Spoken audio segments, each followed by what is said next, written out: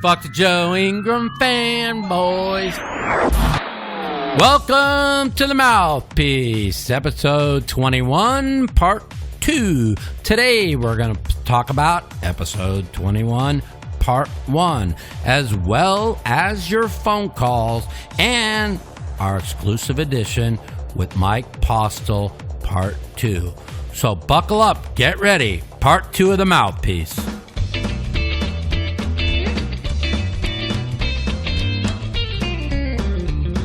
Welcome back to the Mouthpiece, episode 21, part 2 of our interview with Mike Postle.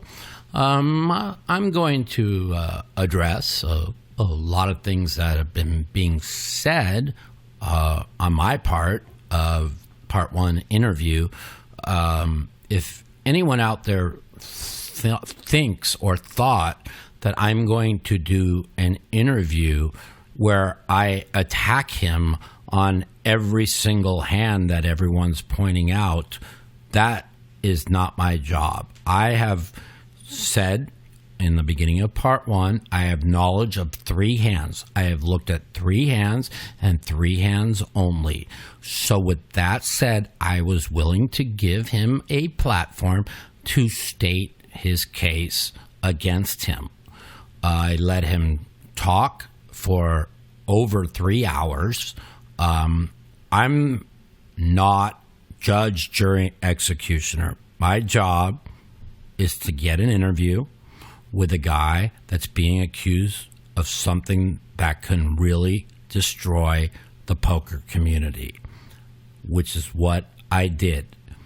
Anybody out there knows that you don't convict a murderer by telling them, I know you murdered these fucking people, you motherfucker, and that's what it's going to be, okay? I don't do that, okay? The guy claims he's innocent.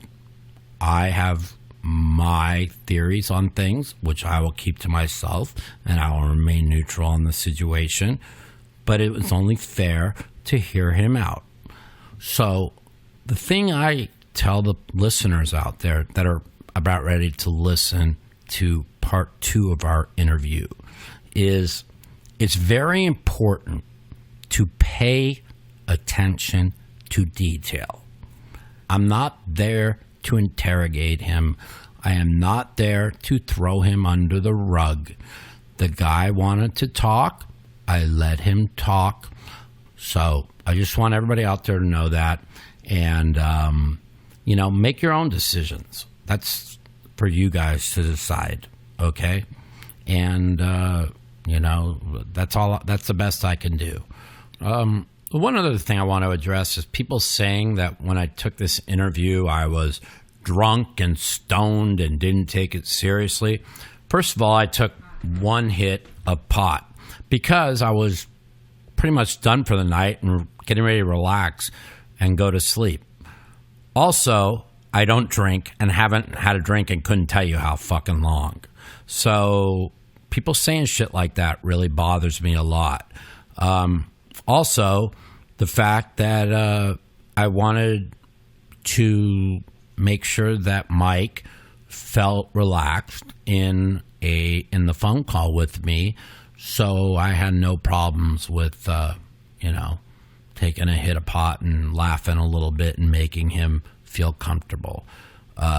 If you guys think it's easy for a guy that's never done any media whatsoever to come on at 12:45 a.m. after his name has been completely destroyed in the poker community and on SportsCenter, I mean, you got to understand it was a lot of work to get him to do this interview, and a lot of having trust in me that I wasn't going to attack him. So I hope you guys enjoy part 2, and right now we're going to listen to our phone call segments for this week's part 2. The Mouthpiece. If you'd like to take part in our phone call segment, you can give us a call at 702-329-0480. And if you're a snowflake or a pussy and you don't want to talk to me, you can email me at mouthpiecepodcast@gmail.com. Also, follow me at the Mouth Matusow on Twitter for times that our call-in segment will be live. Okay, it's our favorite time of the show, our phone call segment. So let's hear what our viewers have to say today. Let's light up the line. Welcome to the Mouthpiece. This is Mike. Hey, Mike, what are you guys talking about tonight? Oh, fuck, we're talking about anything and everything. What do you want to talk about? Well, I just saw your tweet says to call in 26 minutes ago, but he's guilty, of course, right? Okay, I've seen enough video. Well, in this country, it's innocent until proven guilty. I give people the benefit of the doubt until proven guilty. It's real easy to piece lots of things together to make it look like something, especially on the internet nowadays. You've seen many fake shit go around on many of things where they try and like spin a narrative. So let's give the guy the benefit of the doubt until the investigation is done by, the casino hired an outside private investigator, law enforcement, to go over everything. And I'm sure they're going into it will be what's much more thorough than a bunch of poker guys sifting through a few videos. You know what I mean? Have you played with this gentleman or no? I did back in, like we were talking today, the message, back in 04, 05. I don't really remember him much because I'm not good with faces or whatever. But, I just, listen, it doesn't look good, but there's, like I said, he told me he could explain everything that's being done to him, and I said, well, listen, if you're really innocent, I'm like you made all this money, I'm like, just spend $10,000 and have somebody sift through, because he goes, I don't have time to sift through 500 hours of streaming. I'm like, don't worry, for about 10 grand, it'll all be sifted through in 8 hours, So the good old days, 04, 05, and 06. I'll tell you a quick story. When everyone had a ton of money, I remember Alex Powers walking through the back door of the bicycle club, and he says, watch this. And he says, meet me out front. So I go out front, and he comes out front in about 5 minutes with about $800 in his pocket. From broke to $800, the good old days. Yeah, exactly. Why are you so convinced that this guy is guilty? Well, I've watched Joey and Doug's. Exactly. Okay, that's the point. And this is way too much. Yeah, this is. Listen, let the facts come out. I'm not knocking Joey. I'm not knocking Doug. I appreciate the work they've done. I'm looking into this, but them two guys aren't going to tell me, oh, he's guilty because what they say. You know what I'm saying? Let the guy have his say. He's run really good numbers, though, this Mike guy. He's run really great numbers. Yeah, well, I've lost on a stream like 1 out of 100 times myself. Does that mean I'm cheating? I know it's a lot more than that. They say he always makes the right decisions. But like a lot of the hands where they're saying, oh, there's no way he could fold there, I'm thinking to myself, I'm folding here in this spot. So... the math GTO guys are like, it's an auto call. Maybe the guy played enough with the guy and he felt the guy's never making the play without having him beat.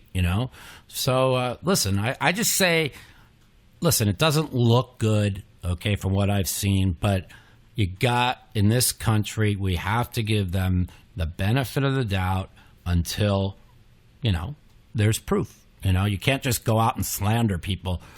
Just think about it. Remember when the Jussie Smollett thing came out. Oh man, he was attacked by a Trump supporter and all that at 2 a.m. in front of, and then everybody was like, oh, how could they do this? And then a week later it was a hoax, So, and same, all these stories come out and then a week later they get debunked. So I'm just saying you have to give the guy the benefit of the doubt until proven otherwise. Once proven otherwise, then you could fucking throw the book at him. I think people are way prematurely just saying this is the way it is. It's just not right. That's all. I think that's fair. Right? Fair enough. Right? All right, my man. I appreciate you calling. And I'll talk to you once again. Give us a call. Thanks, man. True. Hey, real quick, is that true? Okay, very good. Take care, Mike. Have a good day. Later. Bye. Welcome to the Mouthpiece. This is Mike. Hey, it's Michael. What's going on, Michael? Where are you from? Man, I'm a huge fan. I just saw your Twitter post, so I figured I had to give a call. Yeah. What's going on, man? Basically what I'm dealing with right now is just not in the mood to play poker much anymore. I'm not getting that urge, and I feel like I'm playing bad because of it. I've been there. It's not. What you need to do, honestly, is take a month off and just lay out in the sun. I don't know if you could go somewhere and lay on the beach, anything, and keep your mind off of poker. And then when you come back, it's incredible, but you will feel so recharged, and all of a sudden you'll be seeing through the cards again, and everything will flow again. We call it poker burnout. It happens to all of us. I mean, it used to happen to me all the time. Look, I used to play 16 hours a day, 7 days a week. Now I try and play a couple days in a row, take a couple days off, then play a day. I try and play 3-4 days a week. I wish I could play more, but it also helps. It keeps you wanting to play. And I've been playing a lot lately, and I'm just energized to play again. So I've been there, and so that's my best advice to you. We all poker players get there. Some people get to the point where they just they invest money and stuff, and then they just go away from poker completely because they're burned out. But most people always come back. It's just the urge. I don't know. As a poker player, you know exactly what I'm talking about. You get the feeling to come back. You get the feeling to come back. Good again. Yeah, and I took quite a long time off going into the World Series this year, and I was kind of worried if I was going to play good, and I actually played above the rim, and it was because I wasn't burned out because I took 3 months off. So and then after the World Series, I've been playing twice a week. I took 2 weeks off, but other than that, twice a week since, and just playing a real high level. So and I'm excited to go every day when I play. So that's my best advice to you. I mean, after 2008, I thought I was done. I had played for 12 years straight, 16-hour days every day for 12 years straight, and I was damn, burned out completely, and then I had full tilt that I put to fall back on, and I really the only time I was ever playing was when they told me to play on a stream or something. So I was kind of burned out too. So I've been there. So yeah, because I thought I was just gonna play through it, and I was just downswing. I tried that. Worse and worse.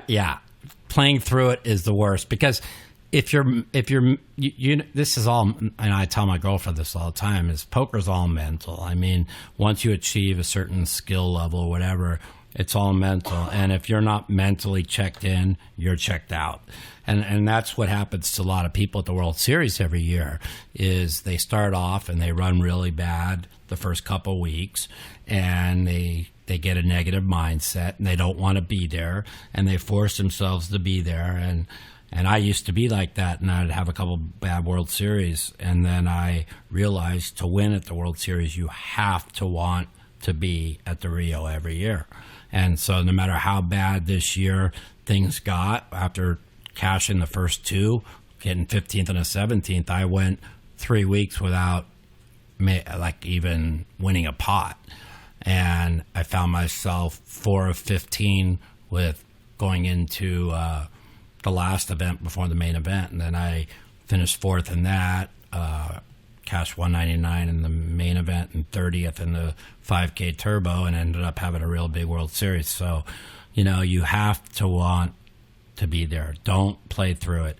Get your mind clear, work out, do some yoga, just get yourself to where your mind is in a good place, and then come back and play. So did you find yourself rusty when you came back after the long break, or how long did it take to get back honestly, to the level I really thought there's a good chance I would be, and I was real worried. I played a 4-800 mix on Poker After Dark the last 2 days, and since the World Series, all I've done is play streams and some home games, and all no limit hold'em. And when I was in LA, I played in a mixed game and I lost like 10 grand, and I hated the way I played. So I was real concerned going in that I would be off, but I played my A+ game for back-to-back days. So I was worried about it, but I wasn't. I played great. So that's the best I could say. I think it's like riding a bike. What the rust you're going to get is my advice will be, you'll have to play a little bit tighter maybe the first 2-3 hours when you come back, and then it'll all come back, but you don't want to be making lots of moves when you first come back after taking time off, because you might not trust your instincts, because you'll feel a little bit rusty. You know what I'm saying? That's all. Yeah. All right, yeah, thanks, man. You got it, man. I appreciate the call, man, and to all your friends listening to the Mouthpiece, okay? Take care. Yeah, I listen every day, honestly, because I for work, listen to a lot of podcasts. So. You got it, man. I appreciate it so much. Thank you. Yeah, keep up the good work, man. I will. The podcast is great. Take care, man. Have a good night. Bye-bye. Bye. The Mouthpiece. Okay, everybody. So we've got ourselves our first sponsor on this show. Their name is MyBookie, and they're a very reputable company. They have blackjack, craps, roulette. They have all kinds of other casino games, as well as tons of sports betting for all you degenerates out there. So do me a favor. You're listening to the show. Go visit mybookie.ag. Put in the promo code Mouthpiece. That's mybookie.ag, promo code Mouthpiece. And you get up to a 200% bonus up to $1,000. So you spin, you win, get paid only at MyBookie. Up to $1,000 bonus. That's MyBookie. Enter promo code Mouthpiece. Thanks, you guys. I appreciate it. And I appreciate them supporting the show. Here's one narrative that's getting spinned thanks to, a few local guys who, just don't know me. Okay. Like, the claim is that I only play on the live stream at Stones and I don't play anywhere. I did hear that. And that is a hardcore, it doesn't make sense to me, because I would think that these guys would be smart enough to know that I play at 4 different rooms around the Sacramento area on a regular basis. And I do all of this while, something else that people just fail to understand. I am a single father who has 100% custody of my daughter. I missed the majority of 3 years with her up until I got custody. And so I am catching up on being with my daughter and spending time with her. And people want to, throw things out there like, oh, why aren't you playing all the time? Why aren't you playing the biggest games? Why aren't you, doing this and doing that? I live in California. Yeah. Besides everything I mentioned, I don't have any other income other than poker related income. So for people to say I don't play anywhere else, for people to say I should be playing poker 24/7 or every waking hour, I try to have as much of a balance within reason as possible, So I try to spend time with her, and I have a lot of family in this area, and like I have a lot of life outside of poker. Poker was my life. You know, when I played religiously online between 2003 and 2008, I went part-time. I went part-time online between 2009 up until Black Friday. Right. And since Black Friday, I think I've played twice online since Black Friday. And this coming from a guy who used to play anywhere from 20,000 to 100,000 hands a month online. But yeah, so, you know, I play at Thunder Valley. I generally play, I would say 95% of my play is in tournaments at Thunder Valley when they have events and I'm able to play. I play a lot at the Cordova Casino in Rancho Cordova, as well as the new Magnolia House Casino, which is also in Rancho Cordova. I play a lot at FLB, which is Folsom Lake Bowl and Casino in Folsom. When I'm not playing on the stream, I play a lot of tournaments at Stones. I probably play around half of the tournaments that are reported at Stones.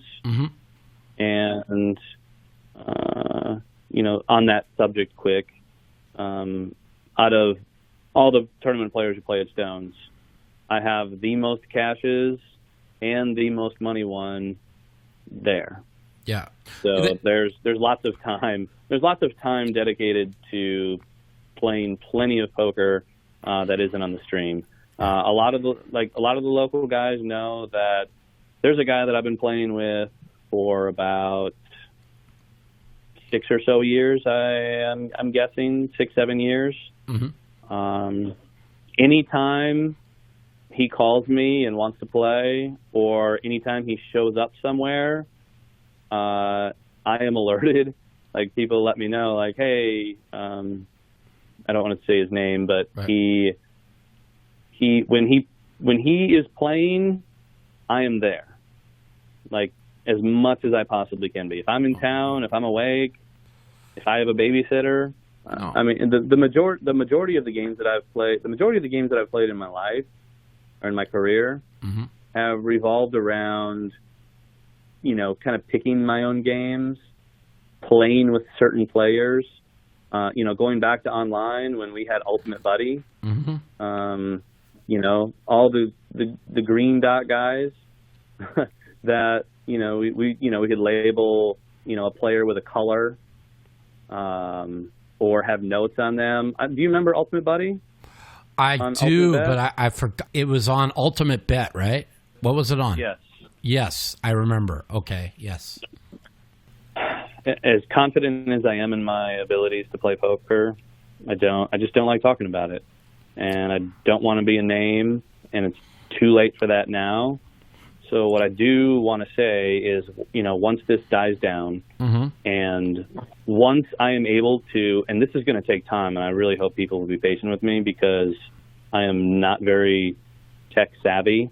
Okay. And pouring through 100 streams, or whatever it is, pouring through all those streams to, you know, show plenty of evidence that I'm human. I'm going to say this. I do consider myself to be one of the best players in poker. I no longer have a problem with admitting that or talking about it and showing it. And a lot, I can't, in just, you know, notifications popping up. I'm not reading anything online, but I have a lot of notifications popping up, and a lot of them, are referring to, hey, play against me, you know, without all your special powers that you have, you know, play against me in a fair game, and, you know, I will destroy you. Well, I will accept as many challenges as possible. That's what I want to hear. My new motivation now, like I said, I have never had any desire to be a name. it's way too late for that. I'm like, my name is out there, and I'm like, it makes me nauseous. But I am confident in my abilities. I know who I used to play back in the day, and I can play with anyone. And when it comes to, who I'm playing against, as far as, I'm not saying I want to go out and play Garrett and, a lot of the best players in the world. I don't want to go and, go battle with them, but I will play with a lot of the top players. Sure. I will play with a lot of mid-level players. I'll play with just about anyone. And, while I would prefer to play a heads-up game to where there's no outside influences of people colluding against me, like, I will welcome almost all challengers to playing me to prove that I'm not just some guy who moved to Sacramento to cheat a live stream. I have been playing for 16 years, 15 of those where I have had no other income other than poker. Based on that, and based on the fact that hundreds of people can vouch for me destroying games everywhere I've been, and the fact that I used to play Prahlad Friedman online. He was the guy back in the day. He was the guy. It was Spirit Rock, and then he was Mahatma. Yeah. And I watched a ton of him when I first started playing. And I had very little experience then, but literally just watching Prahlad play, I picked up on so much, and I'm blessed with extremely good instincts and extremely good reading ability, picking up on betting patterns and nuances, and I mean just every little thing that there is as far as physical, as for any physical tell whatsoever. I subconsciously pick up on that stuff as good as anyone. I don't like talking about that, and I don't like admitting that because a lot of times I act like an idiot. Like I want everyone to think that I'm just some wild, crazy guy who just likes to gamble. And, I literally do, some of these crazy things and for a story, when I, play these crazy hands, I do it for the sake of action. And so I can continue playing and playing with a lot of the guys that I play with. God forbid, I love the guys that I play with, especially at Stones and in the Sacramento area.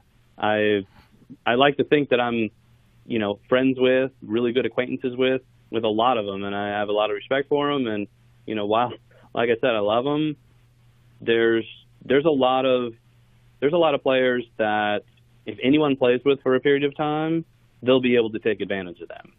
Right. There's things that a lot of the players who play around here do that I exploit, and it kills me to have to talk about it, but I'm forced to.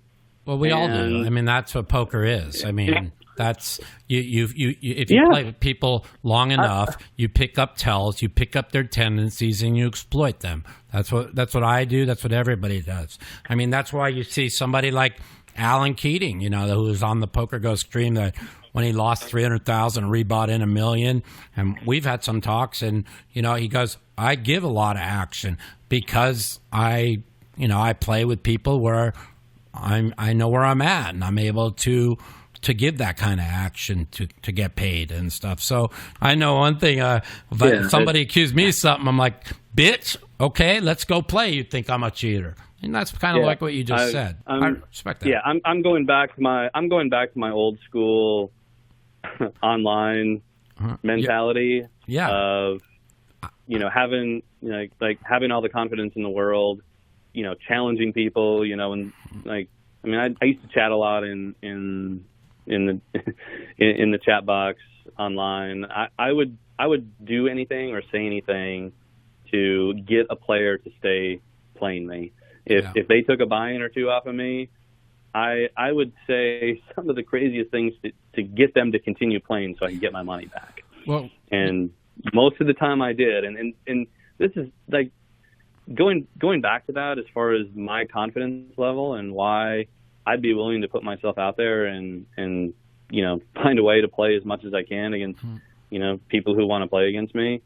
Like during the cheating scandal, I waited and waited and waited 3 different times, just like, my refund is coming.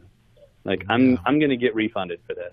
Right. Like it's coming. And when I didn't get refunded in the third one, it was like, I was dejected. Wow. And a lot, like, I pushed and pushed and pushed. And finally, the head of the investigation that was doing the ultimate bet refunds, he called me.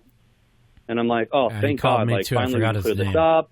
Yeah. Finally, like, you're going to give me all my hand histories, and finally, like, I'll be able to show that, I'm guessing I lost anywhere between $200,000 and $500,000.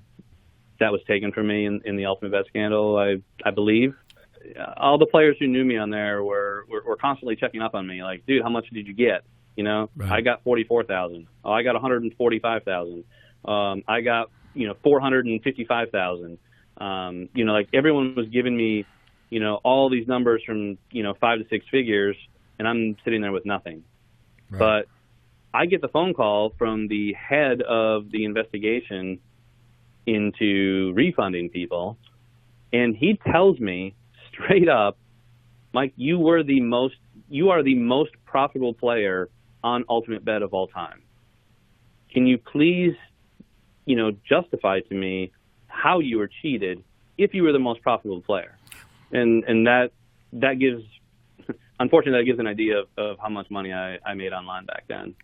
Going back to why I'm not always in other games, I talked about, the responsibilities of being a father, and the fact that I'm a single father with full custody. It's, I can't live on a poker table.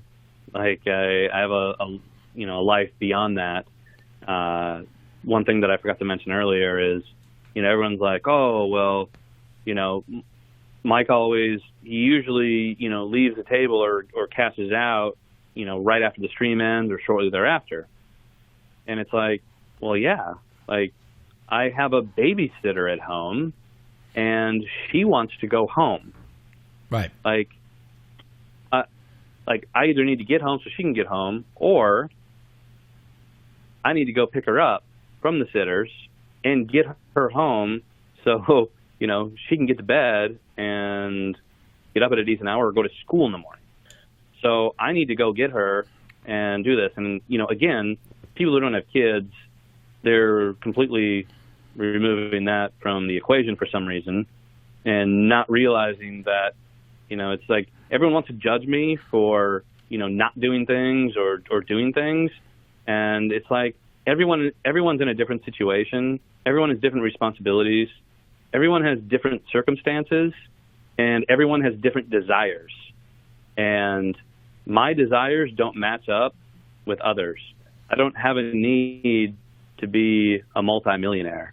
Like, obviously it would be nice, but I'm more intent on making enough to support me and my daughter and have fun and take the vacations that I take and just continue playing and paying the bills and literally living my life like that. That's what I am comfortable with. That's what I'm used to. That's, a lot of people love change and a lot of people don't like change.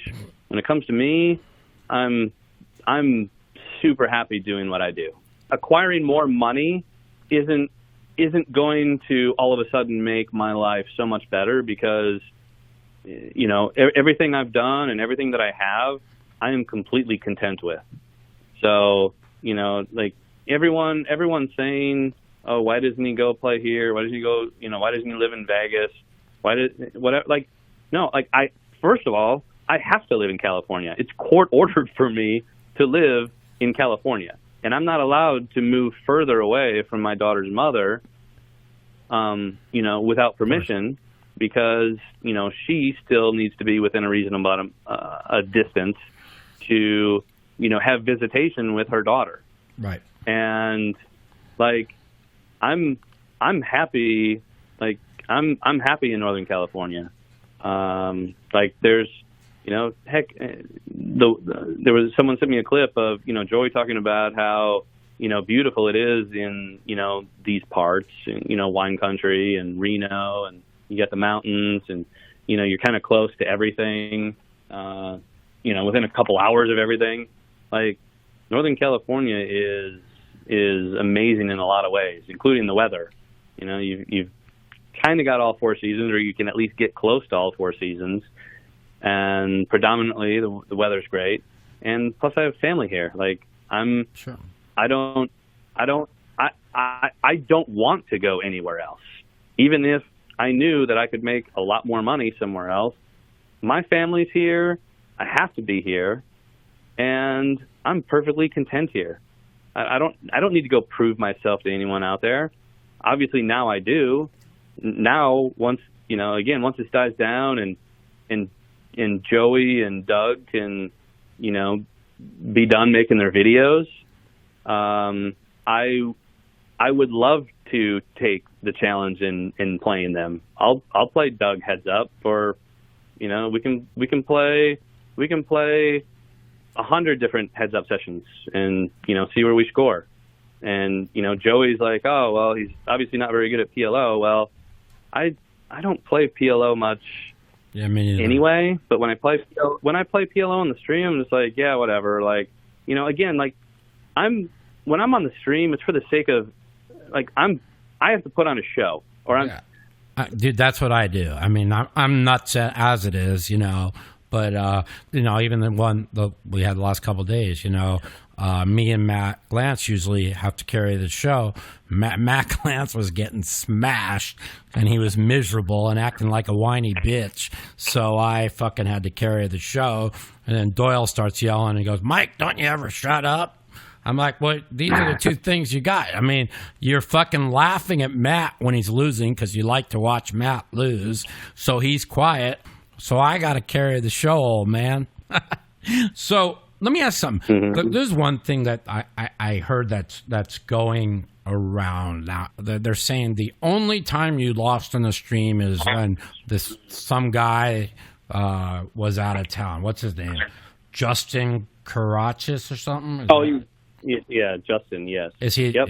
Once we go through all the streams, right, and calculate what I'm actually in for, right? Like these graphs and numbers and whatever they came up with of 250K in a year, mm-hmm. and saying it's mostly 1-3, like it's so far off. It's absolutely incredible to me for them to, I don't want to say it's, lazy reporting or lazy investigating, right? But they didn't think about any of the variables that I mentioned earlier, as far as the buy-ins, when they're calculated, the fact that we add chips onto it that aren't, into that stack right away, the fact that our win-loss totals are, they're wrong. They're not manipulated, but they're what they show is that they're wrong. Right. And the other thing that I haven't mentioned yet either, as far as, why their numbers are off, when it comes to my chip stack, they've been told to err on the side of high. Mm-hmm. And I'm gonna give an example here. In the last game that I played with Berkey and Marley and Christian and some of the other local guys, at the end of the stream, and again I'm going all by memory here, which isn't always the best when trying to remember things that are irrelevant to me. But I want to say that my stack size at the end of that last 10, 25, 50 games had me at 26 or 27,000. Mm-hmm. We quit within a very, very, very short period of time after the stream ended, where we stopped playing. And nothing of any significance happened in literally, I want to say, an orbit or two. And I cashed out $22,000 and change. And that's showing right there that it's showing that I won roughly $4,000 more than I actually did. Okay. And these guys are doing is, and I don't blame them because they don't have much information. All they can do is go by what is on the stream. Right. And what's on the stream is, okay, what is this player's stack at the beginning of the stream? Well, the player's stack at the beginning of the stream is what they come right down at 545 to 555 roughly. And that amount is, generally a small amount. I'm not quite sure because I haven't been listening, but is it the amount that they're talking about that you won, or is it the fact that you've never made a wrong decision in a stream? It's like it's not possible. It's impossible that every decision is always correct. Is that narrative just completely false that they're saying that you've never made a mistake and they're just nitpicking through sessions where you've played great and they're not looking at the other ones? Yes, it's absolutely false. And I know this because myself and others, were even, talking about it long before this happened about I lost 5 sessions. I've lost 5 sessions that I know of in the last since, definitely since June. It was June or July. I'd lost 2 or 3 in a row. And then, a short period after that, I lost another 2 or 3 in a row. So, knowing that for a fact and seeing that I supposedly won 62 out of 69 sessions, I know positively that their data is completely wrong. Okay. And and I want to say this, it's not their fault. Like, Joey and Doug have done a good job of doing certain things as far as what's given to them by what the Stones live stream is showing.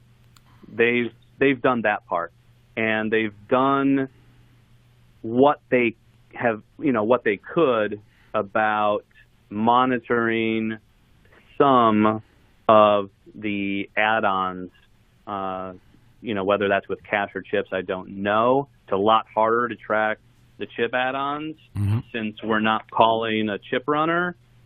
But I know from what I was told anyway that, some of the rebuys are accounted for.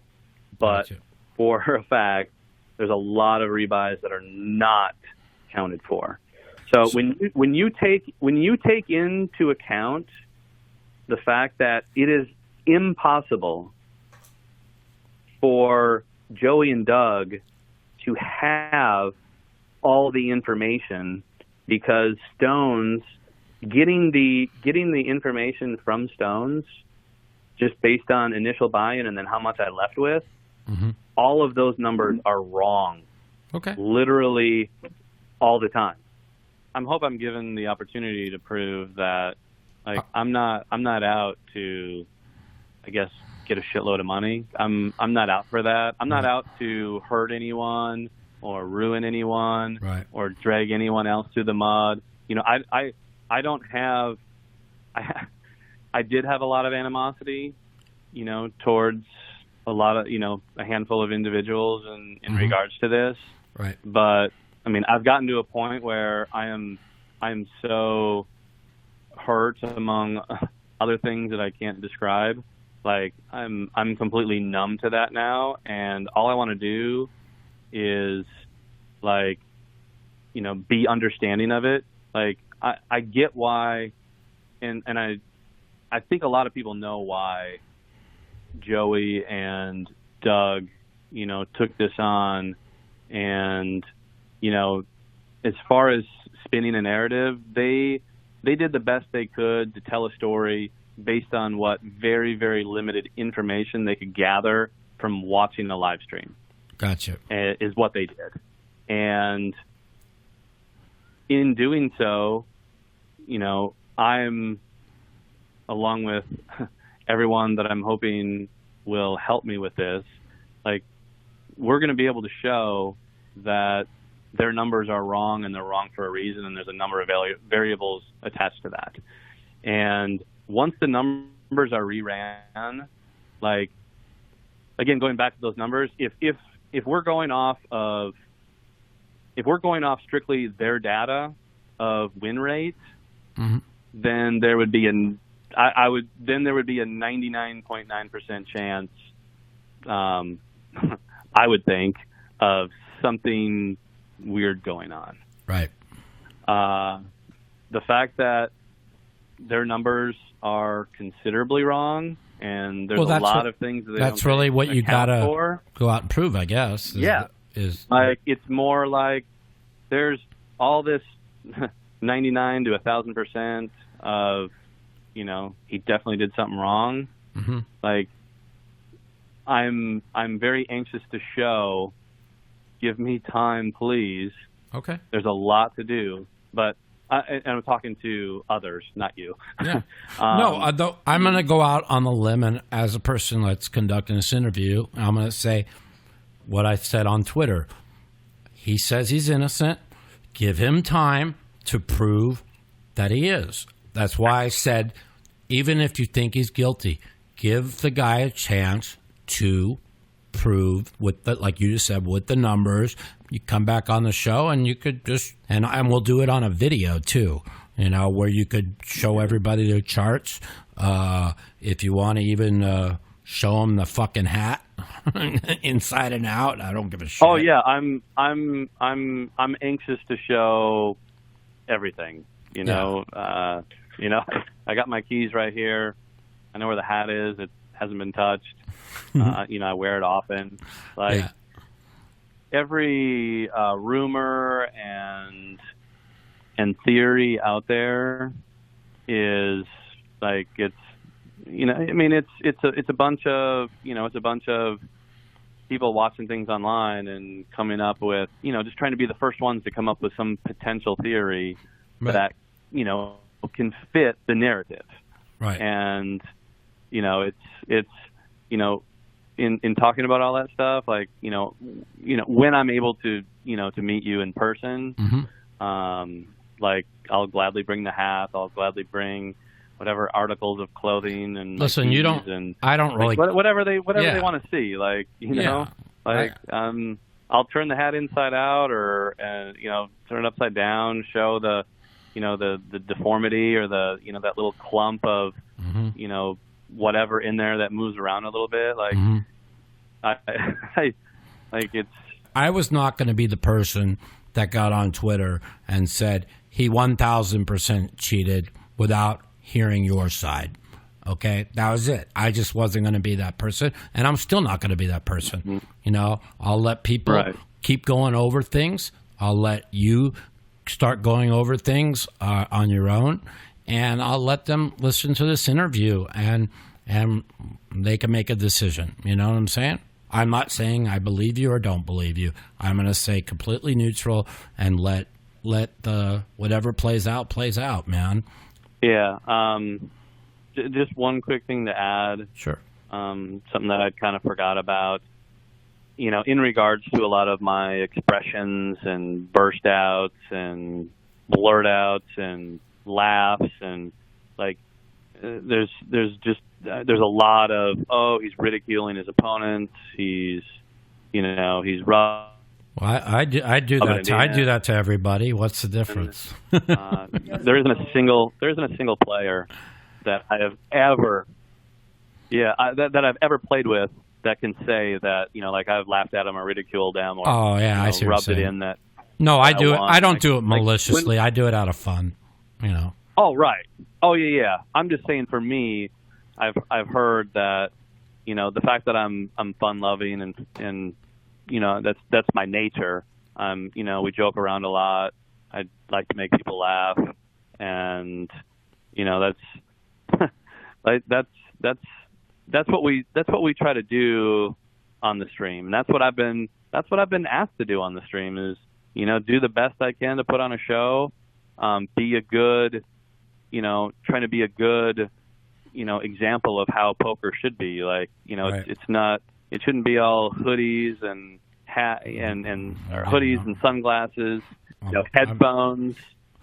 I agree. Like, there's more to poker. Yeah, there's more to poker than that. Like, poker is supposed to be fun.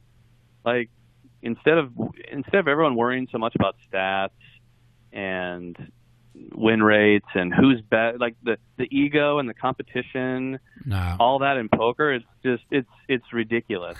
I have my favorite saying, man. Egos will break you, cards will make you.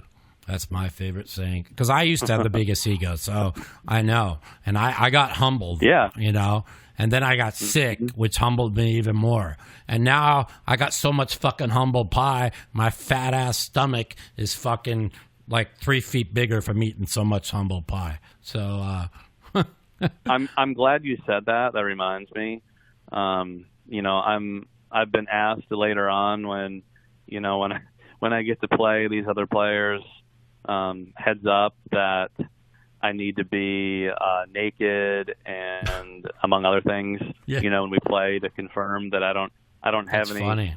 Any of these crazy devices on me. I just the want new one is like I want your Chinese device or something. Yeah, I want to see your name cleared, because something like this could really be damaging to poker. Yeah, those of you who know me and have known me for, the majority of my poker career, or even, part of it from where I'm at now in Sacramento.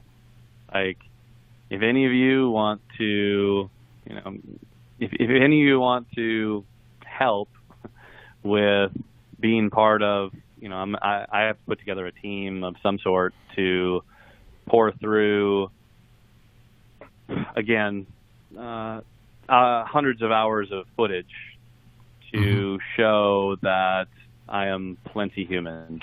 Okay. And the desire is to have put together a video in regards to all the things that show I've been human plenty of times on the stream.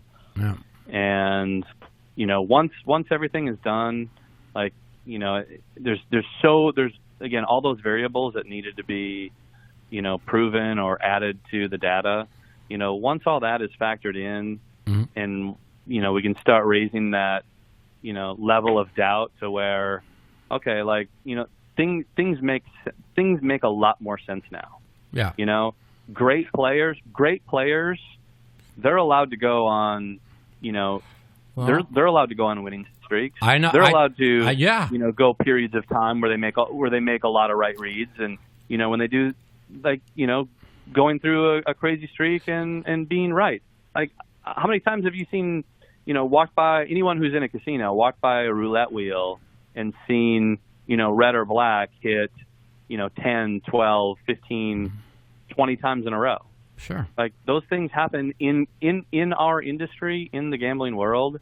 We have the potential to be right or wrong numerous numbers of times over, over a period of time. Right. Like, those things happen. And when you include skill and a high level of skill with a game that still has an incredible amount of luck to it, like, crazy anomalies happen. Yeah. And, like to just look at certain numbers and say, well, like, Veronica made the statement, well, 95% of players don't do what Mike does. Like, no, Veronica. Less than 1% of players do what I'm doing. Yeah. Because I don't have a method to the madness. I don't use any systems. I don't use any charts. When players like us who play strictly off of feel and strictly off of instincts, and, like, again, I have the success that I have because I've been playing, the players that I play with on the stream, I've been playing with for years. Like, if how many people out there, playing the same home game, the same players all the time? How many of you play at your local casino and have gotten to know and picked up on things on, the players that you have played with? How many players have, won good amounts of money playing for a decent living, playing 1-3, 2-5, 5-10? Like, well, I played the 5-5 game recently, and I fucking crushed it. And I'm like, man, I've been playing like quarter 50-50 and 100. I'm like, I won $20,000 in 2 sessions playing 5-5. I was just like, went over live at the bike like a month ago. But I mean, oh my God, go on. Sorry. So it's all. I'm just so glad. I'm so glad that you said that, because, again, going back to the win rates, our 1-3, and I'm glad you said that, because the 1-3 games on our streams, I want people to go back and look at the action on our 1-3 games. So it plays like 20. This whole thing's spinning of, this guy won $250,000 playing 1-3 poker at Stones, which was said on SportsCenter earlier. Right. No. First of all, I didn't win $250,000. Second of all, we're not just playing 1-3. We're playing 5-5, 5-5-10. Almost every single. I want to say 95 to 99% of our games on the stream have a straddle. Right. And we can straddle anywhere from, the normal up to half of our stack. We have plenty of straddles that go from $50 to $750. I played in a 5-5 game that had $1,000 straddle. It went 5-5, 1,000 straddle. So I know what you're talking about. Don't tell Frank. Don't tell Frank the Tank that. He'll try and beat it. He's got the record for the $750 straddle. But I played with Frank up there. Right. He's a fucking funny guy. I played with him. I played with him when I was over at Bay 101. Oh yes. I think he mentioned that. Frank is definitely a local legend as well. And yeah, he's one of many people who has played a number of hands with me on the stream and off the stream in the Northern California area, as well as in Reno and Tahoe, that can vouch for me playing this. I play the same style of poker regardless of, what cash game I'm in. Yeah. And like, surprisingly, I have been a consistent winner my entire poker career, playing that style and playing in not just stream games, but plenty of off-stream games. I play way more off-stream than I do on-stream. Everyone wants to say, "Oh, I only play on the stream." No, I play more off-stream than I do on-stream. Right. That's one narrative that I knew could not be true. One quick thing that I needed to say as well, speaking on health. Tim was one of the first to point this out. I mean, I developed a blood clot in 2008 from playing too much online poker. I literally got at 30. I think I was 30. Let's see. Yeah, at 32 years old. At 32 years old, I got a blood clot in my leg that literally went from the bottom of my calf all the way up to my midsection. That's how nasty this blood clot was. And Tim knows. I went to the hospital and they were like the lady doing the ultrasound gasped and said, if you didn't come in here, you would not have lived very much longer, because I'm not even supposed to tell you this, but this thing runs from here to here. And she pointed to the bottom of my calf all the way up to my midsection, in that special area of, where the clot was and how far it stretched. I prided myself on being, a very good athlete. I play a lot of golf, and, at 32 years old, from playing poker, way too much poker, I mean, I literally got a life-threatening health condition. Wow. And I mean, if there's anything that tells you need to like think about what you're doing, it was that. Yeah, of course. And I have played a lot less poker since that happened. And again, after the blood clot, I started playing. I kept playing online, but I only played part time, and tried to exercise and move around, and not be sitting for hours on end. And actually, it was right around Black Friday, I got the blood clot came back into my right leg again. Wow. So once that happened, and Black Friday hit, I was like, that's it for me. Like I have to be done playing online poker, because I'll just zombie mode and play for a long period of time. So, again, that just adds to why I'm not living on a poker table. Like the whole, you're so good, why are you not playing all the time? Listen, you don't have to. Well, I have a major health issue. Yeah, you don't have. That's not what you need. Playing bigger than whatever, that is the thing. The thing that's important is for you to break down the narrative of the things they said you did and prove that you didn't, and that's it. And then people listen to this interview, they could make their own judgments, and I'm not going to make any judgment. And it's like 3:17 in the morning, so I'm gonna jump off this interview with you. Get some sleep, and if you need to talk to me about anything, you get my number from Tim, and we could talk. Okay. Yeah, when we get everything put together, mm-hmm. I would love to have you do the commentary or voiceover or whatever in regards to. Yeah. Well, what we'll do is once you get everything together, we'll do a Skype call, and where we're both on the video, and you could show everybody what you want to show everybody, and mm-hmm. then you can show them the hat, you can show them all your data, you can show them everything you can to look to clear your name, and I'll be more than happy to help you with that. Do that. So, hi, Flash. My cat just came up. He says hello, Flash. All right, everybody. So you've been listening to an interview with Mike Postle. And Mike, I appreciate you coming on the show and sharing your point of view with the poker playing community. And I wish you the best, and have a good night, man. And thanks for coming on. All right.